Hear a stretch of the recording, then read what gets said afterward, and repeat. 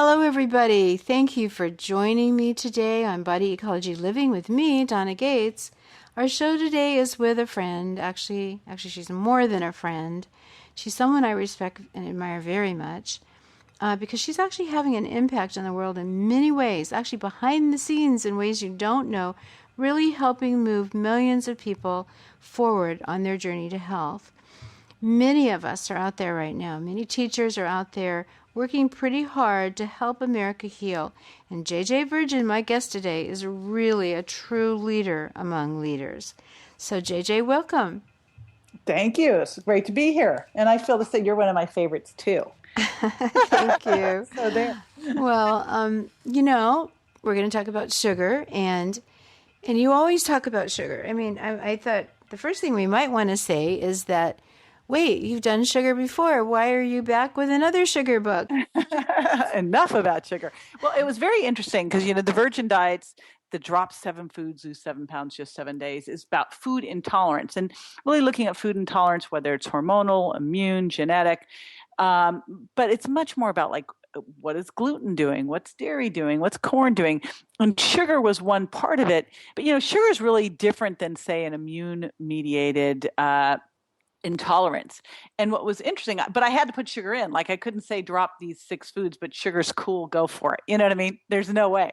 So it wasn't, when I wrote that initial program, it actually was about dairy, gluten, soy, eggs, corn and peanuts. And then we were like, oh shoot, we got to tell people to stop eating sugar. So the biggest question I got asked in the Virgin Diet was about sugar. And it came down to this, and this has now become my line. It's like people are either controlled by sugar, they know they shouldn't eat it, but they just are consumed with their cravings and they cannot stop. Or, and this is more people, they're confused by it. They actually think they're doing everything right. But because of the way that advertisers are allowed to put no sugar added on the product, because a lot of the misinformation out there, you're getting sugar sneaking into foods where you'd never expect it. So here you are trying to do everything right, and yet you still have all of these symptoms of high sugar impact. You're tired, you're hungry all the time, you're crabby, you've got a bad mood, your joints hurt, you're gassy and bloated, you can't lose weight, or your waistline just keeps expanding, all this stuff. You're going, wait a minute, I'm eating healthy. What's up? Right? Mm-hmm. Well, another thing too, what pops into my mind is a conversation I had years ago with an elderly man, and he was on diabetes medication, and we were in he was part of our group of people who were on a vacation, and at every single place we had a meal, he had dessert. And I, being the health person that I am, used my time with him to suggest that he not eat so much sugar. And he said, oh, no, I never eat sugar. And I don't know what his definition of sugar was, but I think a lot of people are there. They don't realize how much sugar they're eating. He didn't think he was eating any. And I thought, well, that peach cobbler that you just ordered last night was sugar. So let's talk about where sugar is hidden and that people wouldn't say is sugar. Right. And it's interesting because you look at now, like just processed foods at the grocery stores, it's 80% now have added sugar. And that's without looking at natural sugars, which, by the way, you can put no sugar added on a label and it can have fruit juice puree, and that's sugar. That peach cobbler, besides the added sugar, is sugar. It's peaches. But I think a lot of people don't even think of honey. They'll go, oh, it's natural. But wait a minute. Yeah. It's like, is natural sugar really any different? Like, what's the difference between natural sugar and table sugar? They're both natural. I mean, it's either natural or it's artificial. And I think we can both agree artificial's worse than natural sugar, but natural sugar is sugar, and all the fates are the same. They're going to go to glucose or fructose. And so you look at it and you go, all right, where's the sneaking in? It is sneaking into the salmon you ordered out trying to eat so healthy that was glazed, so it was shined with sugar. It's sneaking into that balsamic vinaigrette. The balsamic vinegar is basically sugar syrup. It's sneaking into that marinara sauce where the first ingredient is sugar, because then you can use really cheap tomatoes and let them sit for a long time. You won't taste how crappy it is, and the other part of it is like we know sugar is a drug. It lights up the reward center in the brain. Heck, they did a study on Oreos and morphine, and while they both had the same effect in the reward center in the brain, the rats preferred the Oreos. They got more pleasure from it. So you have a drug and you have food companies needing to sell products, which is really a perfect storm. Because, what are you going to do? Take all the sugar out and have people buy the other one? No, you've got to sell products. So you put a little sugar in, and then you get the American Heart Association or any of these, or I think it's the World Health Organization, saying no more than 5 added teaspoons, which how would you even look at a label and know what that meant? And what about the sugar that's already in there? Yeah, it's a ton. I mean, like, I'm kidding. I'm like going, are you kidding? 5 added Yeah. teaspoons? But what about the fruit juice you drank? What about the green drink that had the fruit juice puree? What about the jam? What about the white flour that raises your insulin more than the sugar, or the whey protein that raises your insulin more than the white bread? What about all these things? And really, doesn't that mean that we need to look at sugar differently? Like, to tell people don't have more than 5 added teaspoons when they don't know what sugar really is anyway, and they don't understand that the jam they had on their white toast is the same as a cupcake. They don't Well, understand that. okay, so you have an enormous following, I think, particularly among women that are trying to lose weight and want to be more fit. And I would think that you and many other people would say, well, it's difficult to cut out sugar 100% right away. So why don't you just transition into that? But would you still say that? Have you, Yes, in absolutely. writing the Sugar Impact book, have you changed your mind? Should we go cold turkey off of sugar in every single way? I think that's the number one way to fail. I think the biggest, I went and looked when I decided that this was the book to be written, and I decided it purely because I had to, because I got so many questions. I went, okay, clearly this is a major pain point. It requires much more information, and I learned stuff along the way too. I was like going, even my diet, I was going, oh my gosh, there was stuff sneaking in I just didn't think about, because especially when you're eating out, you just don't worry as much about the dressing. You have the balsamic vinaigrette, you have the glaze on the fish, and now It's just a little bit, just a just teeny a little little bit. bit, So and it you're saying adds those up. little bits matter because they add up, or they're They just even a little bit totally matters. matter, and they keep your sweet tooth fired up. So what I did was, most of people out there, probably not people listening to your podcast because you've got such a sophisticated audience, but most people have sugar sneaking in wherever it is, and even I will say, even those, even all of us here, it's still sneaking in because there's things you'd never suspect. I do a sneaky sugar inventory to help people find that, and the first week, all I have people do is get aware of where it's sneaking in and go from high sugar impact to medium sugar impact food. So if you're having the white potato, have the sweet potato. If you're having the white pasta, go to the quinoa pasta. Just simple things to start to lower the sugar impact. But really during that time, pay attention to the amounts you're eating, where your calories are coming from, making sure you're getting healthy fats, make sure you're getting low impact carbs that are coming more from non-starchy vegetables. Make sure you're getting clean protein and watching that, because what happens when you eat a lot of higher sugar impact foods, whether it's a sugar cube, which is not what most of us are doing, or maybe say that green machine drink that's got 56 grams of sugar you think you're doing a great job with, is that your body starts to need to eat every 2 to 3 hours as you're becoming more insulin resistant. And that's a clear sign that you're a sugar burner. You can't go more than 2 to 3 hours without eating, when you should be able to go 4 to 6 hours or more. So that first week, we start to pay attention to meal timing, pay attention to that hunger. As you know, when you eat more fructose, you really, and artificial sweeteners, you really lose control of your appetite. Artificial sweeteners cause calorie dysregulation, so you can't correlate the degree of sweetness with the amount of calories, so you tend to overeat.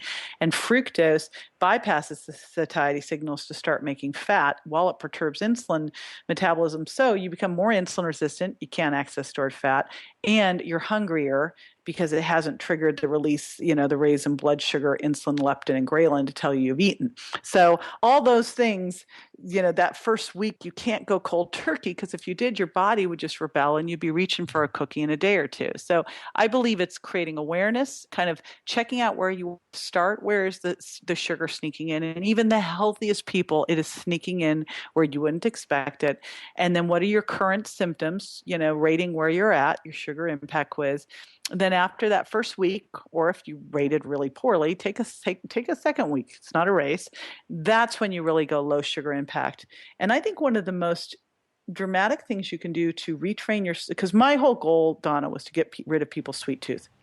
I mean, this is the thing. I don't want someone relying on willpower. If you can get rid of your sweet tooth and all of a sudden when you eat food, it actually tastes too sweet and it kind of tastes disgusting, then you win. And you realize when you eat something how rotten it makes you feel, then you'll stop doing it. But until you can get someone to that point, then they're going to be battling their willpower and it won't work. I was sitting out with one of our girlfriends, Cynthia Pasquella, at dinner the other night. And she goes, gosh, kind of sucks when we're so clean and something sneaks into your food at dinner and it just takes you down for the next day. But, it does, right? It's like all of a sudden you go, what was in that I just ate? I'm one of those people that drive the waiter crazy. I'm so picky about asking what's in things that actually doesn't happen to me. But waiters hate me.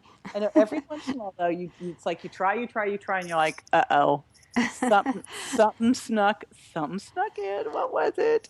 Well, let's go back to the sweet potato because I consider Buddy Ecology paleo. We have been for 20 years. So, because we're sugar-free. I'm gluten-free, sugar-free, dairy-free in the beginning, too. So totally against sugar because I started off talking about candidiasis. You've got to be 100% sugar-free if you're really going to conquer that infection.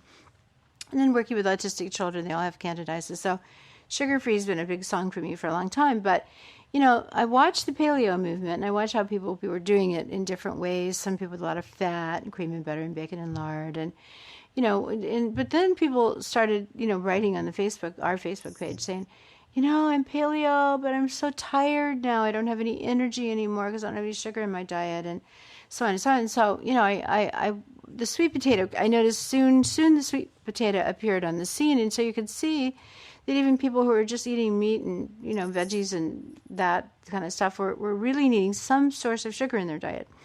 And one thing I'd like to throw in, because I know I can say this with you now, is that what I recommend is that when they have a sweet potato, they put some kind of fat in the meal. Like the people can do butter, can put a butter in their sweet potato because that slows down the assimilation of fat, but also eating fermented vegetables or drinking a little bit of energy biotic or something with the sweet potato. It's got the good bacteria helping eat that sugar up. So I do think that's another piece of the story. Oh, yeah. And by the way, the sweet potato is the middle sugar impact. So what I have people do is go high would be a potato, medium sugar impact would be a sweet potato, low sugar impact would be pumpkin and some of the squashes. Mm-hmm. And so I'm tapering them down. And it's not a no. So paleo, when you look at it, any thing that we do, there tends to be the dark side of. Like, I love all these paleo treats now.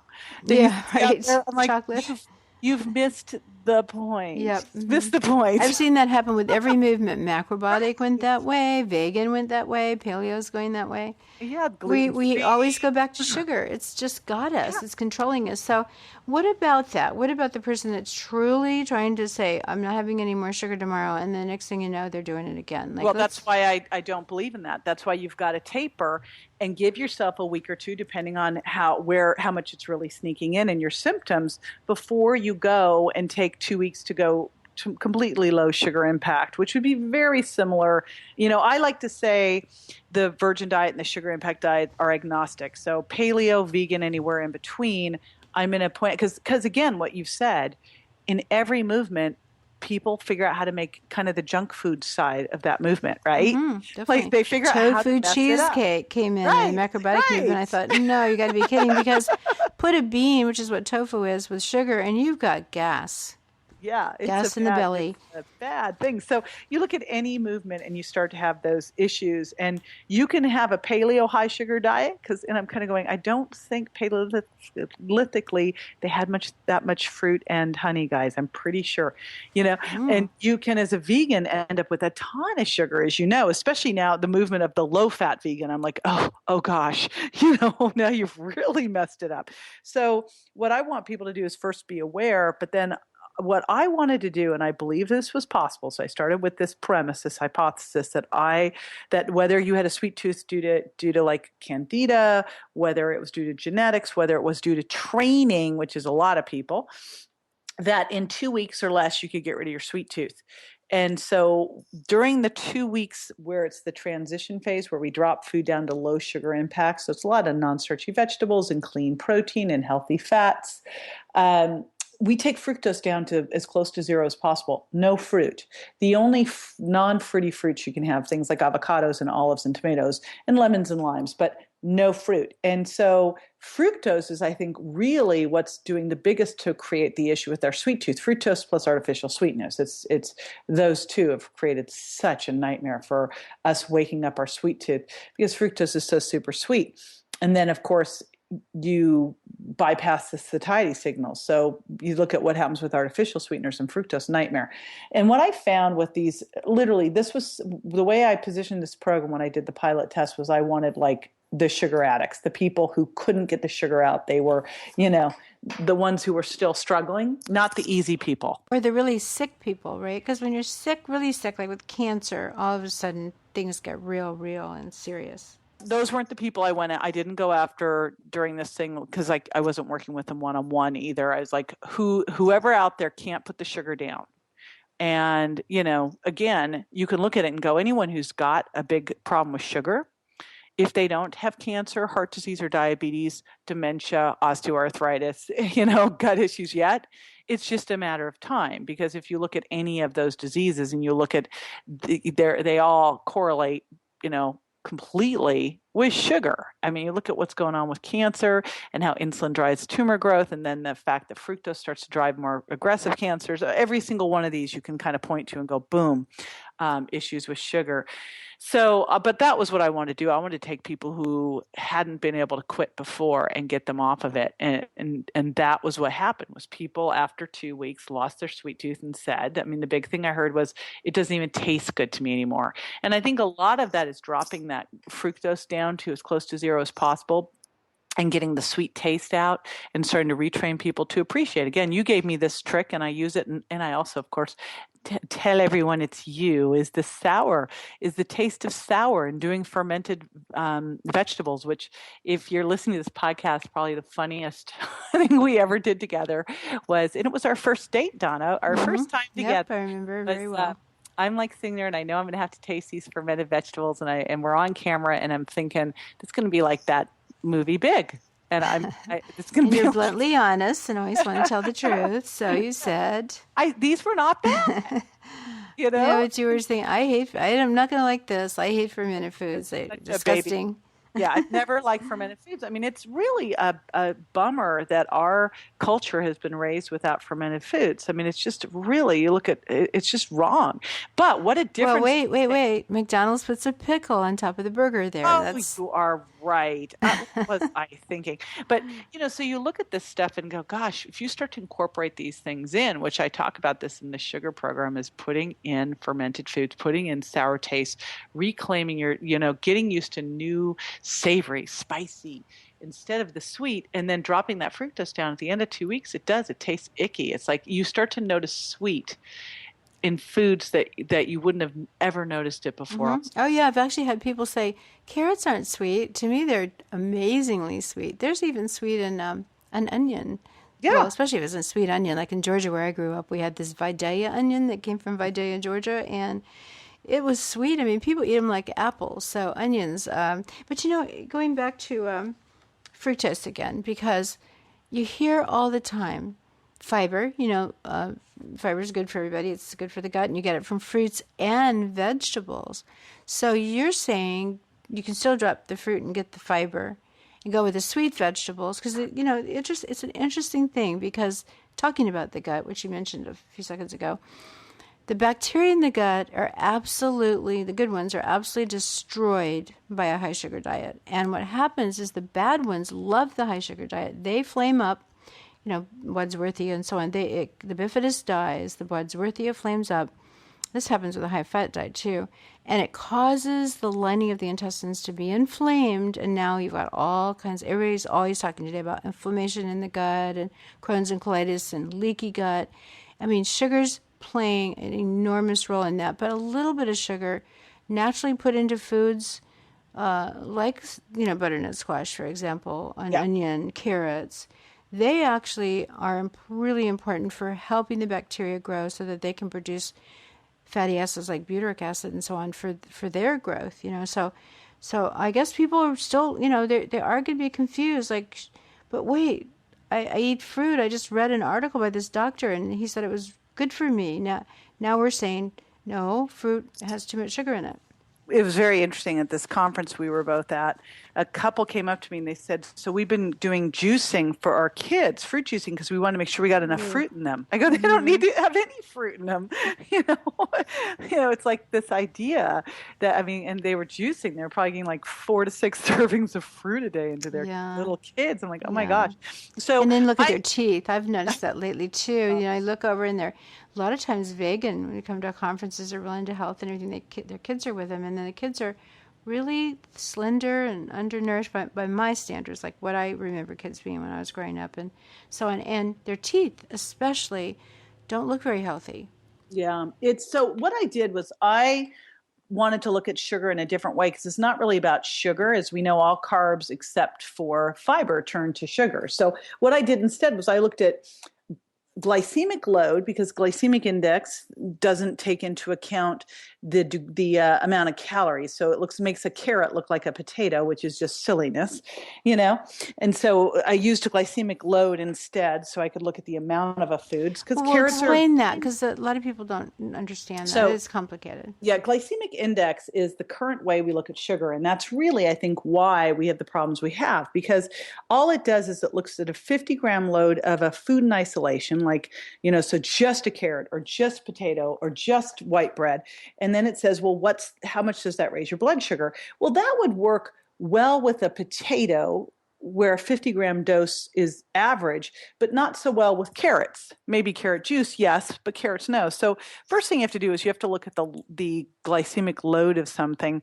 Then you need to look at the fructose grams of something, because fructose is worse. And the problem with glycemic index, the second problem, is that it makes fructose look like a great thing, because fructose doesn't raise blood sugar. So it's one of those reasons we started to think agave was so great, is it didn't raise blood sugar. But that's the problem. It doesn't raise blood sugar. Instead, fructose goes straight to the liver, tells the body start making fat, and it doesn't trigger any of the satiety signals because it didn't raise blood sugar. So very problematic, a very damaging sugar.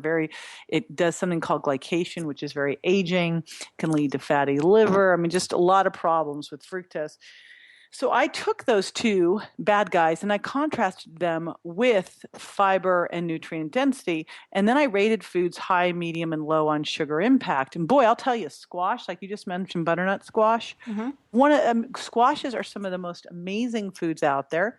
So I put foods based on where, you know, really the impact they had. So what's going on with your insulin, your leptin, your ghrelin, your cortisol, you know, your neurotransmitters, your gut microbiome. What are they doing? Because otherwise, you'd have trouble. You'd say, okay, well, wait a minute. You know, what about artificial sweeteners? They don't have any glycemic load, right? Although we now know they raise insulin, they don't have any fructose, but we know that the impact of them is devastating to the body. So it was how I could go through and point to different foods and go, all right, we know here's what gluten does. Here's what, you know, skim milk dairy does. So that's what I looked at instead. And then I put it into a chart so that you could literally go and look and go, where should I spend the most of my time?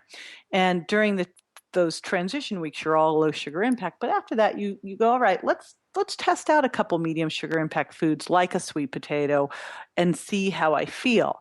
And if I feel okay, it doesn't take my energy away, great. But, you know, I feel better when I eat kabocha squash or butternut squash than I do when I eat a sweet potato. It's just the bottom line. Mm-hmm. So I'm not going to choose the sweet potato. It just doesn't make me feel good. And it tastes super sweet. The idea that people put sugar on sweet potatoes is mind-blowing to me. It's like, yuck. Well, you know, I really see that glycemic index is now going to be replaced with the sugar impact. What do you call it? Like a chart or something? It's the sugar impact scales. I made scales. Okay, that's just brilliant. When you told me that you were doing this book, and then I started to get sort of a glimpse of what it was, I thought, oh my God, this truly is. You know, I told you this. I really mean this with all my heart. This is your most important work, JJ. I hope everybody realizes that this isn't just another book on sugar, because there's so many books out there on sugar. This one's different. This one's better. This one is going to shift people's way of not only thinking, but have the inspiration to move the needle in their life. You know, they'll change so much. But let me ask you just a couple more questions, because we're running out of time. But do you believe people should snack? You know how much I hate snacking. The Europeans don't snack. And yeah, Only here in America that we snack. isn't it crazy? Well, I guess maybe the Europeans don't have a snack food council and snack packs. Ah, good point. Maybe that's why. I still remember getting this big box sent to my house, and on the top of the box, on top of all of the low fat and fat free chips, 100-calorie snack packs, was an invitation to join the snacking council. And I thought, these people have not done their homework.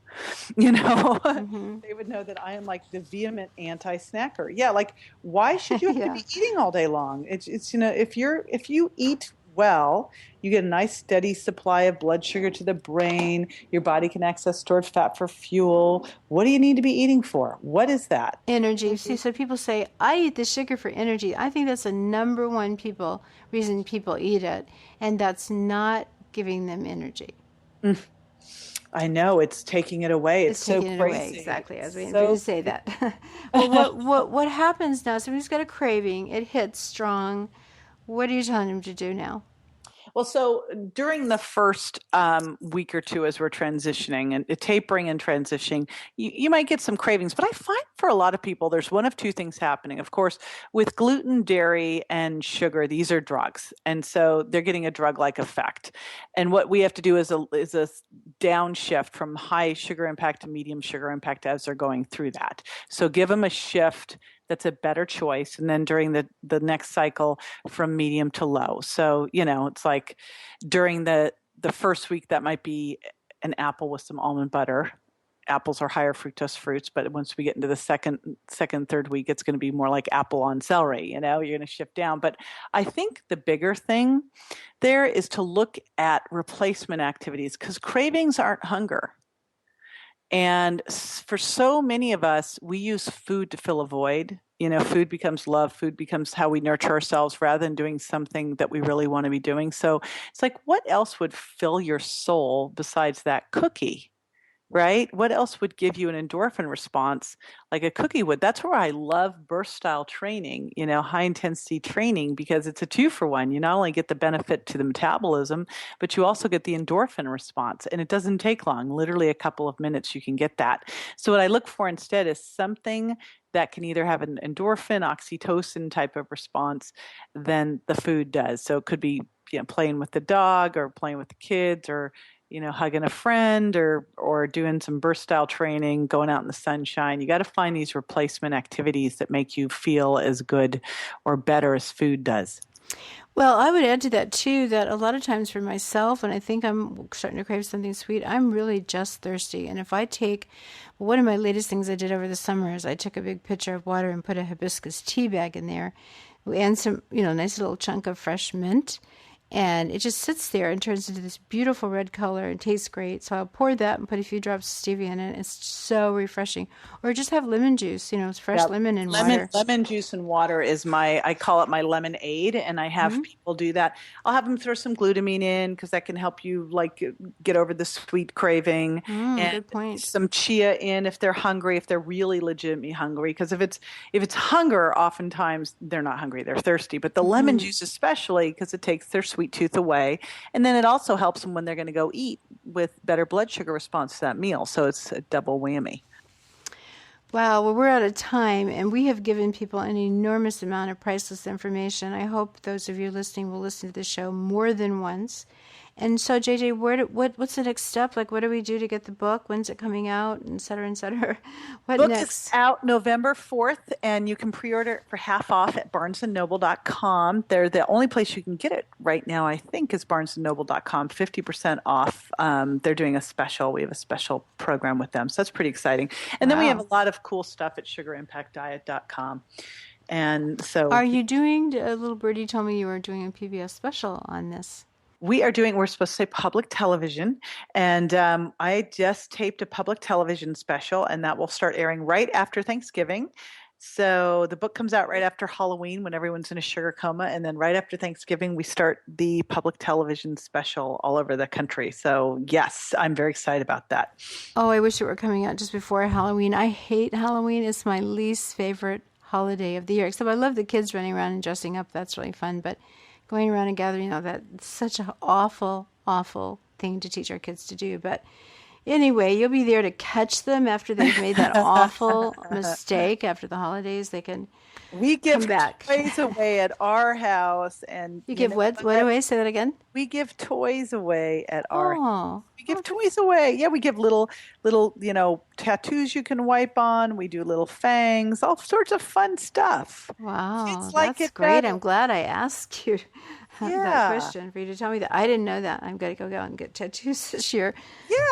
But It's so much more fun. I mean, they love that kind of yeah, stuff. the fun part is great. Yeah, we don't want to take that away. Just want to get rid of the sugar. Yeah. So thank you so much, JJ. I always, love being with you and doing this. And honestly, everybody, please listening, please hear me. This is JJ's best book. This is an important book, the Sugar Impact book. So thank you for listening today. If you're new to Body Ecology, please subscribe to Body Ecology Living with me, Donna Gates. And also feel free to leave a comment. And there's a review section there. I'm gonna definitely be paying attention to those and doing shows around what you want to hear. Tell me what you'd like to learn about next, and have a great day.